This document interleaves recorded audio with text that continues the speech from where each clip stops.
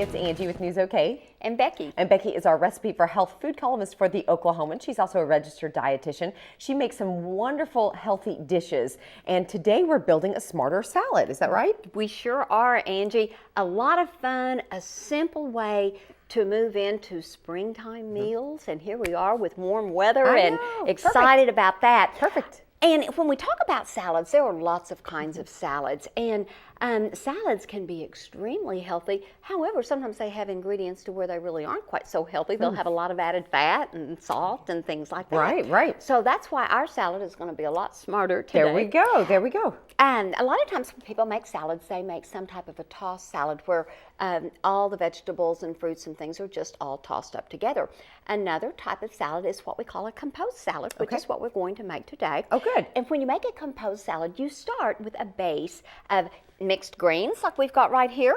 So this is a great example. Very, very beautiful. I love the different colors. I know it, and different shapes also. The leaves are shaped differently.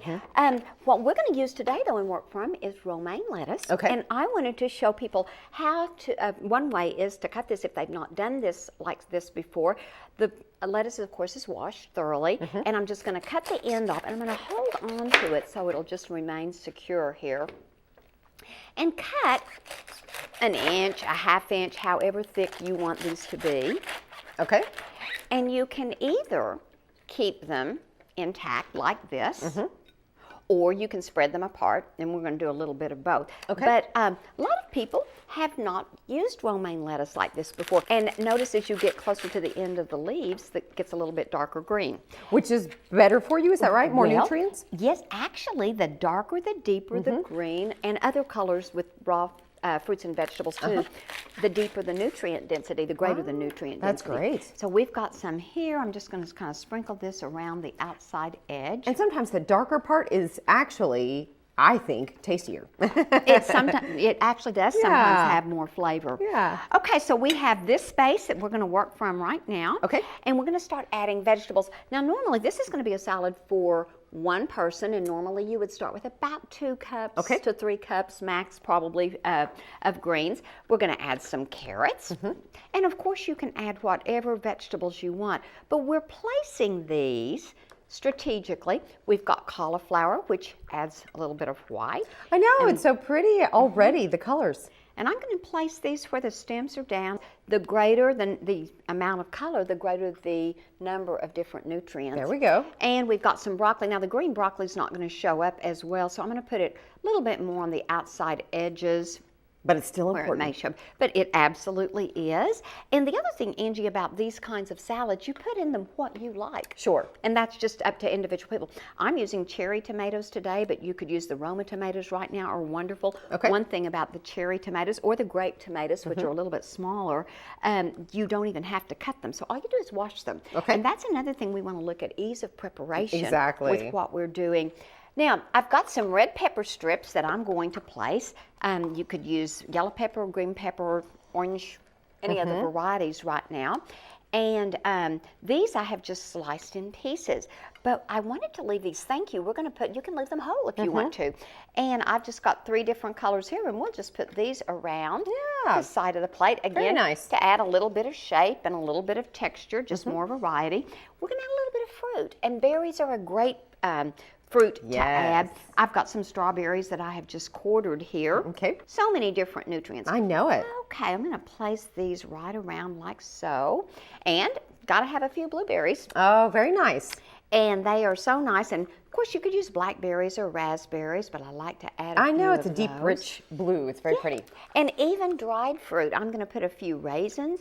The next we want to move to is the protein. Oh, yeah. And, we always want to remember my plate. We look at the food groups for my plate, and we look at the fruits and vegetables and protein. Okay. And I've got some garbanzo beans, which Very I nice. just love to put I know on it. salads.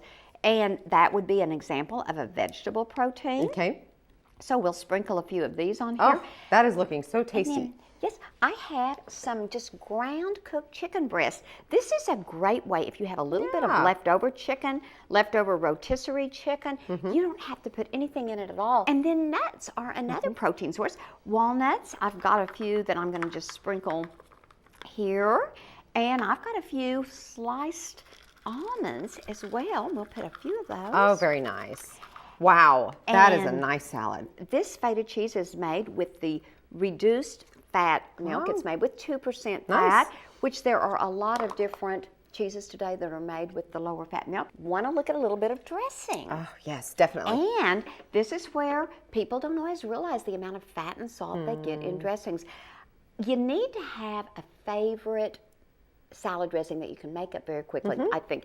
And there are, my favorites, a vinaigrette, and that's what this is, just a simple vinaigrette. We'll have the ingredients and the recipe, of course, in the column, but just some basic ingredients. Normally you're going to have some type of an acid. It may be vinegar, it could be lemon juice, lime juice, orange juice, and then some type of oil, and then different kinds of seasonings. But we want to just very lightly drizzle. Yes. We don't want a lot of salad dressing. We want the flavor of the food itself. That's true. Yeah, I brought a few herbs that I just wanted to show because a lot of people might want to just make a vinaigrette and put some fresh herbs in there. This is actually mint, and then we have thyme and we have tarragon. Tarragon and thyme right here. So you can put a little bit of that in your dressing. Simple, fresh, delicious, and very nutritious. Oh, a lot of options too. And look at that. My goodness, that definitely would fill me up. I think even being pregnant, I think that would fill me up. This is a beautiful salad. And this is a tortilla, whole wheat tortilla. Again, all that I put was a little bit of 2% fat cheese on there. You can use mozzarella or a cheddar cheese made with 2% milk. Yeah. Sprinkled it on there, melted it under the broiler, and then rolled it. There you go. Great to go along with the salad. Oh, this is fantastic. Yes, definitely. You need something like that. So this is beautiful. If you want tips and ideas from Becky Varner, she has a wonderful food column called Recipe for Health, and it's in the Oklahoman a couple times a month. So you can check that out. And this, obviously, this whole recipe will be in Wednesday's edition of the Oklahoman and on newsok.com. So if you want the recipe and you want some great tips and ideas for a springtime salad, this is it. This is a great, fresh, healthy way to do it. Oh, wonderful. Thank you so much. Angie, thank you.